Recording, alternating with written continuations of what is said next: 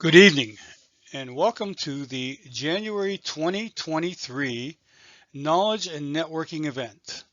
Our event this evening is brought to us compliments of reiknowledge.com, supplier of free knowledge, resources, and contacts to real estate investors, powered by their readers. Tonight's knowledge portion of the event is on the topic, the current state of the market. Getting the facts. Let's talk about what and where it's happening tonight. When you entered the event, you entered into the reception area and then you came into the stage area for the beginning of this presentation. The reception area is where you arrived, and it's where you can also go to if you want to exit any of the other areas. So if you're in the sessions or the network or the expo area and you want to leave those areas, just click on reception. It will take you back to where you started, and then from there you can decide which way you would like to go. So in the reception, that's where we arrived. That's where you can exit to. The stage is where we're at right now, where the knowledge presentation is taking place. The sessions, and there are 4 session areas, they're designed to be group network areas, sort of like a Zoom style meeting where there'll be other people in the meeting with you. And if you have your camera on, you'll be able to see each other's faces. Please be courteous. Take your turns in talking, introducing yourself, and so forth. The network button, if you've clicked on the network button, that will actually pair you up one-on-one with another person randomly for speed networking. So it's like a 3-minute quickie of, hey, here, this is me, this is what I do, this is what I'm seeking, this is what I have to offer, and here's my contact info. So you have 3 minutes basically to get to know the person on the other side of the camera, and then you're out of there and they're pairing up other people. The expo area, we would prefer that you would touch base of that throughout the night. That's where our supporters have little banners or booths, basically, and they're offering products and services that you might find helpful to your business. Now, of course, we have to cover the fine print because, well, it is what it is. So quickly, I'm going to tell you that the materials contained within this presentation or the digital media platform are provided for general information purposes only and do not claim to be or constitute legal or otherwise professional advice and shall not be relied upon as such. We do not accept any responsibility for any loss which may arise from assessing or viewing this presentation or in this digital media platform, nor in the reliance on information found within the presentation or in the digital media platform. There are no guarantees expressed, implied, or intended that the visitor, viewer, or reader will be able to duplicate the practices from knowledge and information brought forth, whether for profit or loss or at all, and the visitor, upon reading this message, acknowledges and understands that they bear sole responsibility in their investment activities and agree to hold the presentation owner, managers, as providers, representatives, employees, sponsors, supporters, harmless of any liabilities that may arise from any activities, real estate investing related or otherwise, conducted by the visitor, viewer, or reader, whether they result of viewing the presentation, the digital media platform, reading materials displayed therein, or using the services of sponsors, supporters, or otherwise. There, the lawyers will be happy. We got that out of the way. Now, let's move on. Quickly, we want to just point out a few of our supporters, our friends over at PPR Noteco. They're specialists in buying and selling mortgages. They've been doing it for decades. They work with what is considered SEC-regulated funds and accredited investors as limited partners. So if you are an accredited investor, you might want to consider reaching out to them if you would like to passively invest and get a return in investing in mortgage notes. Our friends over at fundingforproperties.com. Of course, every deal needs money. Doesn't necessarily mean it's all your money. They're experts at basically pairing your deal up with the money that's needed to be able to get it to the table. So you can check them out at fundingforproperties.com. Click on the property type that matches what the money you're looking for and fill out their form, and they'll follow up with you and get you your money you need. Now, if you have a product or service that you think our readers could benefit from, we'd be happy to hear from you. You can shoot us an email at hello@fuel4business.com. That's hello at FUEL, the number 4, BIZNESS.com. And we'd love to talk with you to see what product or service that you have that could be a benefit to our readers. Now, I could give you a warning. Tonight's presentation, parts of it is a little depressing, kind of gloom and doomish, but it's built on facts. So hold on because we're about to go for a ride. Now, we want to quickly state our sources that were used in putting together the information. They consist of Reuters, New York Times, CNN, Zillow, Forbes, Housing Wire, Inman News, National Association of Home Builders, National Association of Realtors, Google Trends, Yahoo Finance, CoreLogic, Redfin, Realtor.com, Bloomberg, Zumper, Scotsman's Guide, Yardi Matrix, Mondo, Bankrate, NerdWallet, Johns Burn Real Estate Consulting, and MBS Highway. Got to give credit where credit is due. So, first of all, let's talk about where the rates and the mortgages are happening or not happening at the current time. As everybody knows, there's been rate hikes in 2022. In fact, I think there were a total of 7. It gives the dates there and the percentages of what adjusted. The current rate as of the making of this presentation was at 6.60. That's been fluctuating up and down between 6.40 to 6.90. The last couple of days, it almost changes daily or weekly. That will probably, well, you know what, let me not go down that road yet. Let's save that for a little later on in the presentation. 12 months ago, those rates were down in the 3-ish range, and they've been fluctuating slightly up and down, and then they just started kicking off. But the important thing to know is that this is the highest that they've been in the last 20 years. Now, we all know what we hear from the Fed as to why they're making those adjustments and pushing them up higher. The fact is, it's there, and there's nothing we can do about it other than ride the bus and figure out how we can make money accordingly. The current DSCR loan interest rate fluctuates between 7.5 and 8.97 with a DSCR of 1.20. DSCR is debt service coverage ratio. This is for a rental loan, typically on a 1 to 4 unit property that's owned by an entity. And keeping off the personal credit profile, the loan is issued to the entity owning the property, and the property pays its own bills.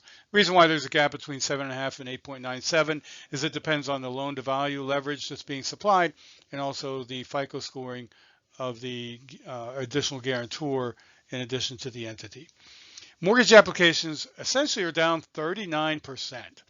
Wow, 39%. That means less people are lining up to buy homes and get mortgages, or if they're buying, they're using cash. And it also includes refining. So refining is down and purchasing is down. Now, when we look at the chart on the left, it gives of dates of everything from March to December. I think there was a total of 7 increases, and it shows the middle scale there of how much it increased each time, or 1/4%, 1/2%, 3/4%, and on the right side where it was and what it jumped to. So it's currently around 4.5, which means if the Fed's giving out a 4.5, we're getting it from the lender at 6.5 plus. And speculation, you know what, depends on who you listen to. Some people say they're going to continue to raise rates in 2023. Some people say they're going to not raise rates and there actually is going to decline. Cutbacks. There were some cutbacks in 2023. Layoffs from Cisco, Goldman Sachs, DoorDash, Amazon, Facebook, Twitter, Zillow, Netflix, Canva, Compass, Redfin, others. A lot of them were probably tied to services that are no longer needed as much as they were before, or perhaps more staff working remotely, and they're cutting back on teams. Some people think that 2023 is going to bring more layoffs, especially in the first quarter. They think that some of the companies were holding off and didn't want to lay off around the holidays, but now that's in the rearview mirror, so they might be issuing some slips. Once again, we want to note a few of our supporters. BusinessMasters.com is actually an affiliate of Builderall. Builderall is a do-it-yourself website builder platform, which in my personal opinion is the best on the market. It kicks the butt of Wix, Weebly, GoDaddy, or any of the other do-it-yourself website builders. Why does it do it? Because it has all these awesome marketing tools built into it at no cost. I mean, you can create sales funnels, you can create webinars, you can, of course, include shopping carts and have multiple sites, multiple domains for like one low price. To us, it's a no-brainer. We've built a lot of sites on the platform. And if you're not good at building the sites, you can actually reach out to Fiverr and find people there that are used to working on the Builderall platform. and they'll build it for you. But businessmasters.com is an affiliate of Builderall. So check out their site. You might like it. I mean, it's relatively inexpensive to have a professional looking site for your business. Now we have a YouTube channel we'd like for you to look at. It's youtube.com at REI Knowledge 007, like James Bond. So anyway, it's what was available. Anyway, there's some videos there, and of course the recording that we're doing here of this presentation will be found over there. By the way, we do not record the networking part of our events, only the presentation knowledge portion, and that can be found over there. So each month, whenever we have one, we will be uploading them into the channel. So please check us out on YouTube, subscribe to our channel, and like us, and like some of our videos, please. Now, do you have a business again that could benefit from engaging with our followers and our readers, and of course it could benefit our readers? We'd love to hear from you at hello@fuel4business.com so we can help our readers make money. All right, now rentals. Rentals still seem like a good bet. Even with everything that we've gone through in 2022 and what we're going to experience in 2023, the increase in interest rates are causing some would-be homeowners to consider other options, which of course means that they become renters or they stay a renter. Now, there seems to still be a shortage of affordable workforce housing. And honestly, guys, I think that's going to stay like that for a while. So as a result, in this presentation, you're going to see a lot of builders, developers, multifamily operators are pivoting a little bit to try to help fill that void of that shortage of affordable workforce housing. Rental rates have steadily increased, but however, recently, as we just noted, they did drop a little bit from 6.9 back to 6.6. So they're kind of fluctuating right now, but they're obviously no longer in the 3s and 4s. We actually saw a huge increase of living with parents and roommates in 2022, a very large increase in the last 12 months, and also an increase of parents helping children cover expenses in the last 12 months. Man, when was the last time you heard something like that? What that tells us is it's becoming more expensive to survive every day. And of course, some people are being laid off. So, prices going up, income coming down, not a good scenario. Let's look at the best and worst two-bedroom rental market changes in 2022. On the left-hand side, you're going to see the best, and this is the 6 best, followed by the 6 worst. So this is two-bedroom apartment rentals changes in 2022. So of course, New York is in there at 24%, but the highest of the best is Knoxville, Tennessee. So it experienced a 35.6% positive change in rental rates for a 2-bedroom in the year of 2022. This should give you an idea if you're investing in any of these areas or thinking about investing in any of these areas, what has happened in the last 12 months as far as rental rate adjustments on 2-bedroom rentals. Now, the 6 worst were, of course, I think that at the top of the list is Scottsdale, Arizona. It actually went down a little over 10%. For 2-bedroom apartments rental rates in 2022. So there's a list of 6 cities there. Once again, if you're currently investing or thinking about investing in those, this will give you some insight as to what has happened in those markets in 2022 for rentals. On the right-hand side, there's a little bit of data here. 76% of people polled think that we're already in a recession or going to be in a recession. 62% aren't confident with the economy, are not confident with the economy at all. 31% are currently behind on their rent. That's not good. And actually, as we did this data, we saw that the 2 things have continued to increase, especially in the last quarter of 2022, and that's increase in deficiencies of rent and increase of vacancies on rentals. Part of that could be, once again, people moving in with family or roommates to reduce costs because maybe their income is being reduced and or wiped out completely from a layoff. 63% moved because rent was getting too expensive. Keep that in mind, Mr. and Mrs. Landlord out there. And 36% of surveying respondents said that they're spending more than 45% of their income on rent. That's scary. That means they also have car payments, probably credit card payments, utility bills, all the other things. I mean, what are they actually saving if they're spending 36% of their income on rent? 30% submit 30.6% submitted 5+ applications before signing a lease. That's interesting data as well. That means that they're looking at least 5 other places that they've submitted applications to. Who knows how many they looked at that did not submit applications to before signing a lease. Good information. Let's look at residential sales. Things have changed here a bit.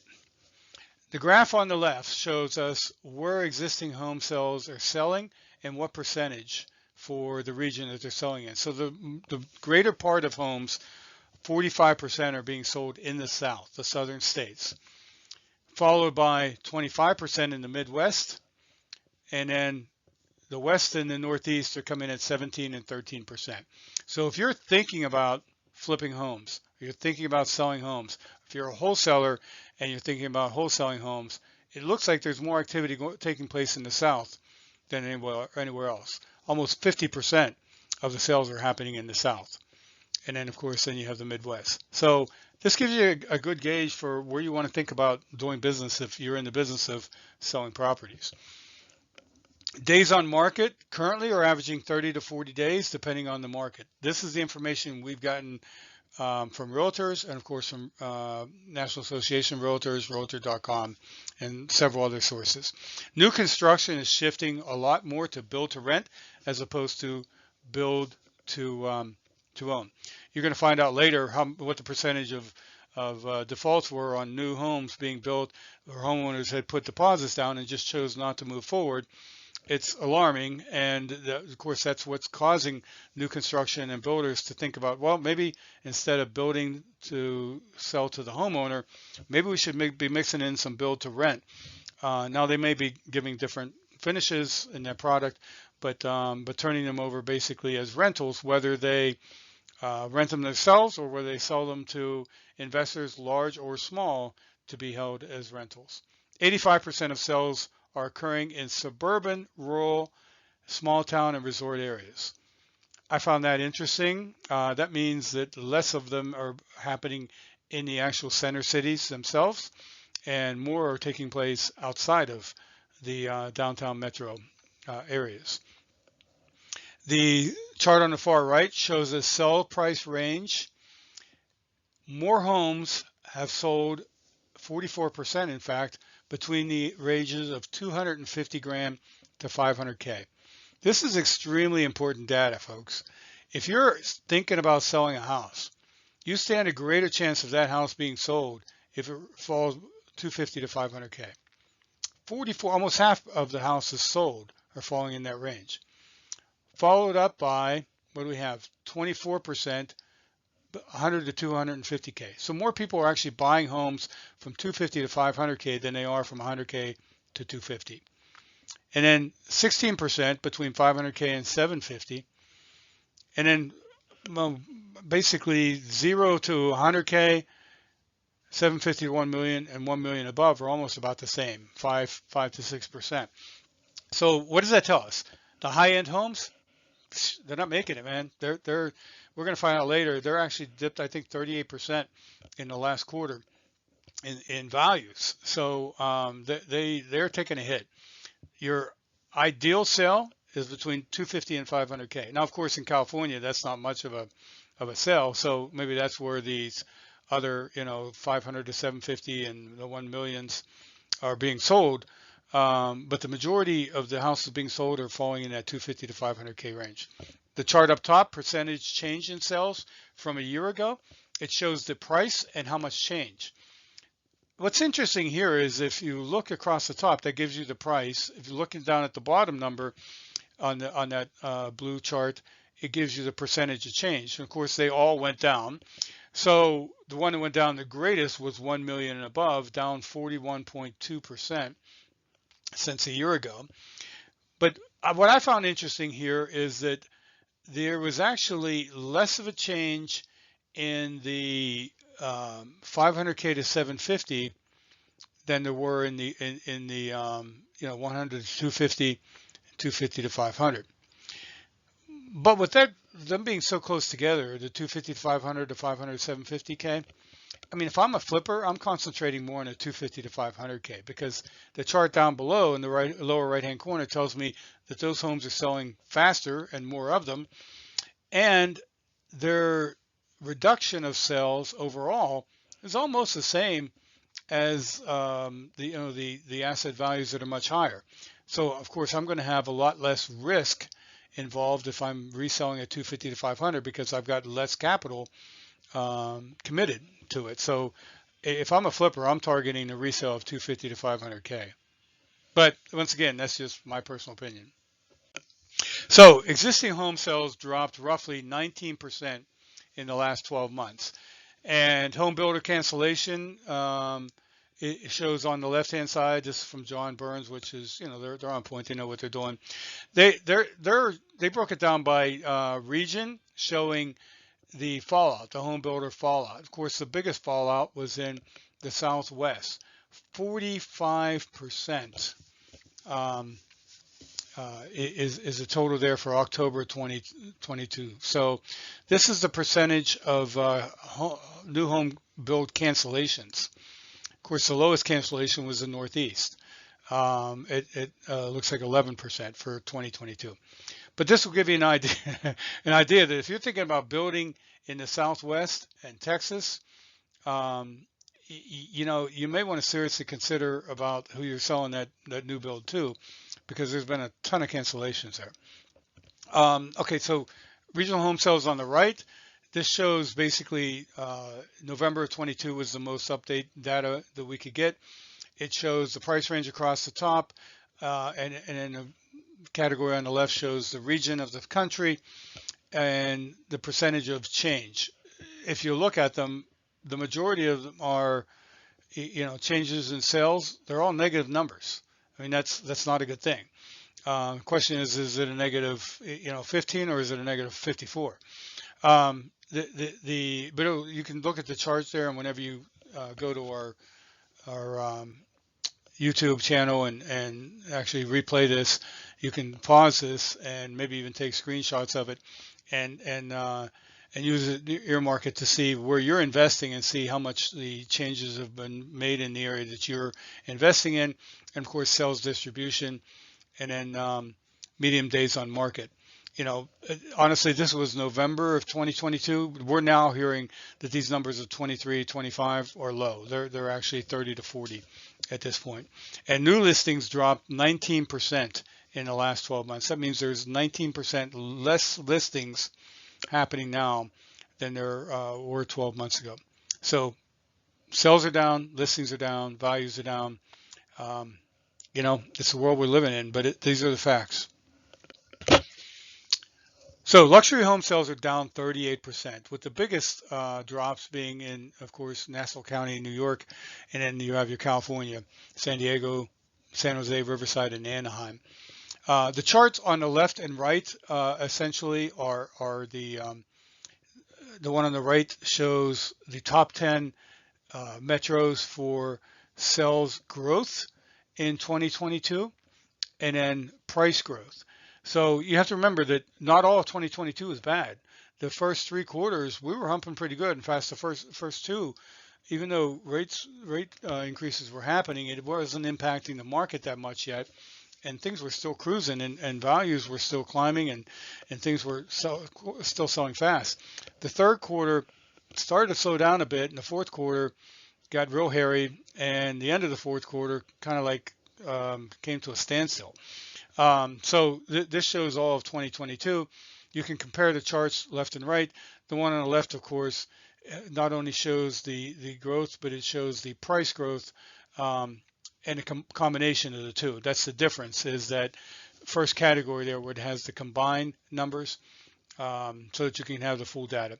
Our biggest sales drops in 2022 were California, San Francisco, San Jose, Sacramento, Oakland, Austin, Texas, Detroit.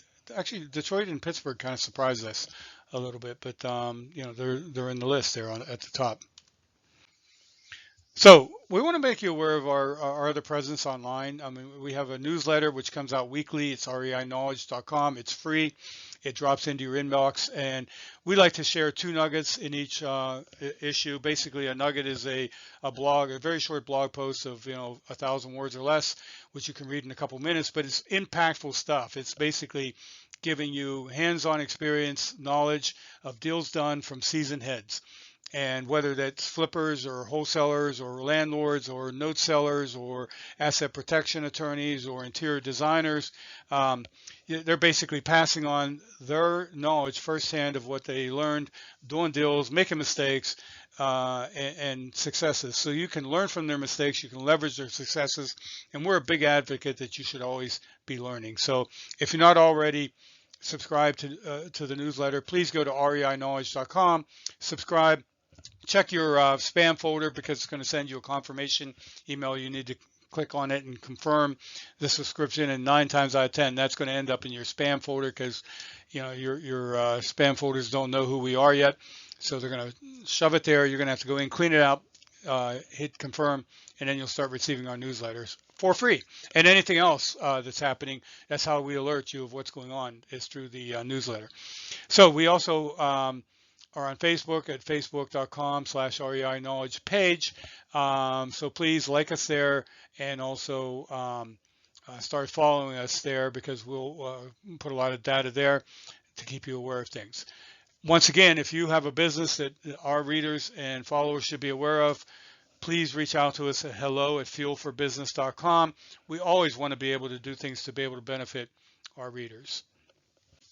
Now let's take a look at multifamily. There was a rise in interest rates that impacted multifamily market. In fact, those borrowers who weren't locked into a cap rate or are on a variable rate mortgage, they're experiencing issues right now because their rates are increasing and it's eating away from their profitability. What a cap rate is, by the way, is whenever you get a commercial mortgage, you can actually buy a rate lock. You can buy a cap. You can pay a flat fee at the origination of the mortgage, which tells everybody that, hey, this is the maximum that the rate's going to jump up to. So you might have gotten in at a 3 or 4, and it may be capped off at a 5, 5.5 because you paid for it to cap off. That cap has an expiration. It's not for forever. So if they did not get a cap, or if they had a cap and it expired, those borrowers are in hot water right now because the rates are jumping to 7, 8 and higher, and it's hurting their bottom lines because they did their pro formas based on a 3 or 4% interest rate, which of course is the debt service. Now all of a sudden it's twice that, and they're having a hard time making them pencil out and have positive producing assets. So they're experiencing some difficulty right now. As a result, some of the players in that game think that there's going to be what they call fallout, what we call foreclosure. Fallout means that they're not going to be able to pay their mortgage payments, or they're no longer going to be able to have the reserves that lenders require that they keep, because they're tapping into the reserves to cover the deficiency of keeping the mortgage payments to date, in which case they're going to default on the loans. And so there are some multifamily operators that are raising capital right now with the intent of being ready to swoop in whenever these fallouts take place. And they may happen in 2023. It might fall into 2024 as well. So new deals, they want to buy them, but they're having a hard time getting them to pencil out because when they run their pro formas, they have to plug in that long-term interest rate. Typically, they build what's called a capital stack, and the capital stack is a combination of monies. It comes from maybe some from the general partner or the sponsor, some from limited partners, which is where they go out and raise capital, and then others perhaps from bridge lenders that are filling the gap. But all those costs have gone up. So, they're having a hard time working with those bigger numbers because you can only raise rents so high. I mean, you have market rent caps, and, people are not going to pay more than what market is for an apartment. So they're having a hard time penciling out. So as a result, what they're doing is they're pivoting. We're going to find out later some of the ways that they are pivoting to be able to make it work. But as a result, loan originations have fallen 5 to 10% in the last quarter, and they anticipate at least that much or more decline in loan originations on multifamily moving forward in 2023. Now, overall, the mindset of the investors is still positive. I mean, they're optimistic. They have hopes that values will stop falling and stabilize. They have hopes that interest rates will stop rising and with any luck, hopefully start falling back.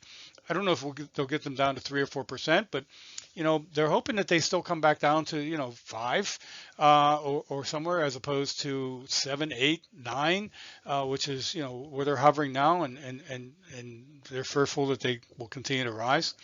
Um, However, the data tells us that consumers and investors are feeling a crunch. This was a shocking number. There are 24% increase in hardship loans on 401ks. That means they're tapping into their retirement because of hardship matters. They're having a hard time paying their bills. That's the largest it's been since 2008. That's kind of scary.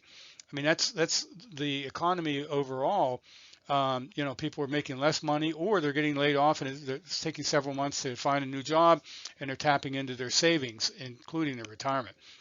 Additionally, Google Trends tells us that there has been a 284% increase in the search terms real estate market crash. So, in other words, people have this on their mind. So they have it in the back of their mind, whether it's coming out of their mouth or not, is they're concerned that values are dropping, rates are rising, and it's squeezing on both ends, and it's going to create problems. Add on top of that layoffs and continued price increases on everything from eggs and up. Um, it's as I mentioned to you at the beginning of the presentation, it's going to be scary, but this is the facts. Now, on a positive note, CD rates are up as high as 4.5%. You may even be able to find higher ones if you really scrub the internet. And these are bank CDs. Now, some of them will vary depending on what's 12 months, 6 months, 12 months, 5 years, or otherwise. But that's a good news because I mean, at one time, come on, CD rates were under 1% returns, right? So 2023. Well, you know what? No one that we know can accurately predict the future. I've yet to find a crystal ball that actually works. Um, However, there seems to be some indications that 2023 might continue to see rate increases, value drops, higher rental delinquencies and vacancy rates, and more days on the market. So while we'd like for that not to happen, there are indicators that it might happen for at least the first quarter, and then we'll see what happens after that. Does that mean that we all stop investing? No, absolutely not. It means that people pivot. Multifamily operators are already starting to pivot. They're going to seek other investor project fallouts. In other words, some of them are raising capital so that they can um, swoop in and take advantage of some of the ones that are going to have to go back into foreclosure or working things out somehow. Um, they're also targeting projects that have assumable existing mortgages that were created in the 3 and 4% range, and they can buy them and assume that mortgage. And by the way, it doesn't have to limit to multifamily. I mean, you as 1 to 4 unit investors, you could be searching those out too and see if there's options there for you to assume low interest loans when you acquire the property. And they're positioning themselves with alternative assets outside of multifamily, whether that's self-storage, RV parks, mobile home parks, industrial. There's a lot of them looking at a lot of different things other than the multifamily. Flippers will start flipping turnkey rentals. Some of them we talked to have already doing this. They're basically flipping them, whether it's to single landlords or larger companies that are buying turnkey rentals because they are, again, trying to fill that gap of that void of the affordable workforce housing that we seem to have a shortage of. Or perhaps they'll start offering owner financing if qualifying with lenders becomes more stringent.